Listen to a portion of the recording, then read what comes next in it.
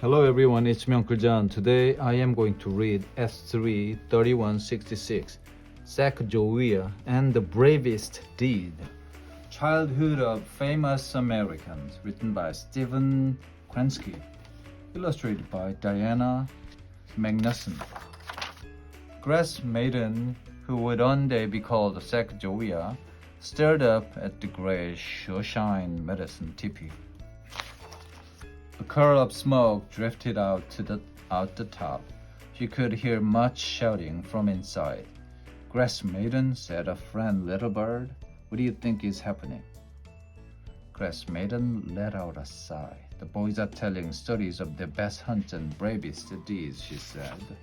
I would like the chance to hunt, said little bird. I'd like the chance to be brave, said Grass maiden.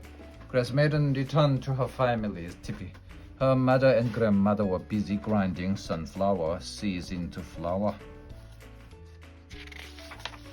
I am glad you are back, Grass maiden, said mother. We need more wood for the fire.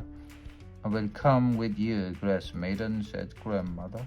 Take my wooden knife, said mother. It may help with the cutting. As Grass maiden and grandmother climbed into the hills, Grass maiden could see far across the valley. But the sun was up higher. He could see farther still. Someday, said Grass maiden, I want to follow the sun on its journey across the sky. Grass maiden and her grandmother gathered up wood until their arms were full. It is time to start back, said grandmother.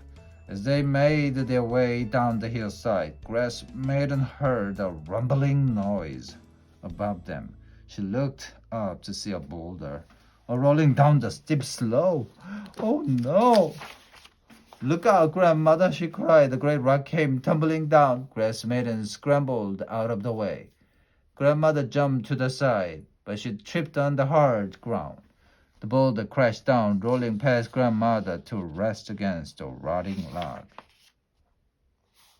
Grandmother, said Grass maiden, are you all right? Grandmother sat up slowly. Her face was tight with pain.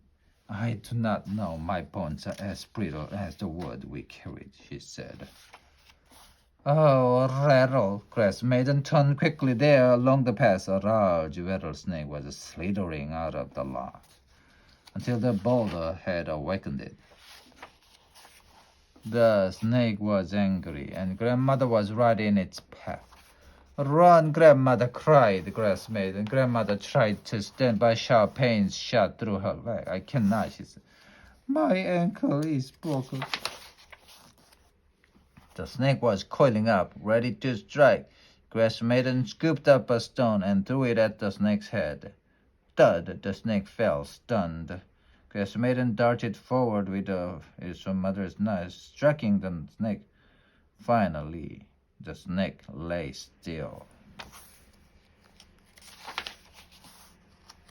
You have saved my life, said grandmother. You did not run away. It was a brave thing to do. Now you must help me, Grass maiden. We must leave the wood for later. I cannot walk alone. One step at a time, the two of them walked down the path. Grandmother leaned heavily on her granddaughter, but Grass maiden did not complain. Grass maiden could see the pain in grandmother's eyes, yet she made no sound. Grandmother knew how to be brave as well. When they got back to camp, mother took care of grandmother. I must go back for the wood, said Grass maiden. It'll be dark soon, mother told her. I know the way, said Grass maiden. Yeah, I will not get lost. Very well, said mother. As Grass maiden returned to the path, the sun was setting down. She looked at the blaze of colors and smiled. Someday I will follow you. Wherever you go, I follow you where you are. Da, da, da, da, she said, to see where you go when the day is done. The end.